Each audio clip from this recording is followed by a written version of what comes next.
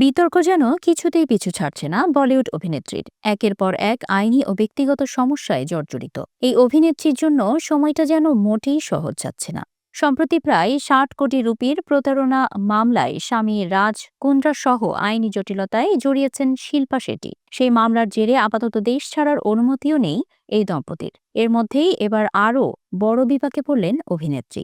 Social media জুড়ে শিল্পা শেঠির একাধিক বিকৃত ও সম্পূর্ণ ভুয়া ছবি ও ভিডিও ছড়িয়ে পড়েছে বলে অভিযোগ। কৃত্রিম বুদ্ধিমত্তা বা এআই প্রযুক্তির অপব্যবহার করে তার চেহারা ও কণ্ঠস্বর নকল করে এই কন্টেন্ট তৈরি করা হচ্ছে বলে জানান শিল্পা। নিজের ব্যক্তিগত নিরাপত্তা ও সম্মান নিয়ে শঙ্কিত হয়ে শুক্রবার বোম্বে হাইকোর্টের দ্বারস্থ হন তিনি। আদালতে পেশ করা স্ক্রিনশট ও প্রমাণ খতিয়ে দেখে বিচারপতিরা এই ঘটনাকে অত্যন্ত বিরক্তিকর ও মর্মান্তিক বলে মন্তব্য করেন। বোম্বে হাইকোর্ট স্পষ্ট নির্দেশ দিয়েছে, শিল্পা শেঠির সব বিকৃত ও ভুয়া ছবি ভিডিও অবিলম্বে সোশ্যাল মিডিয়া থেকে সরাতে হবে। এই ধরনের কন্টেন্ট তৈরি ও ছড়িয়ে দেওয়া দণ্ডনীয় অপরাধ।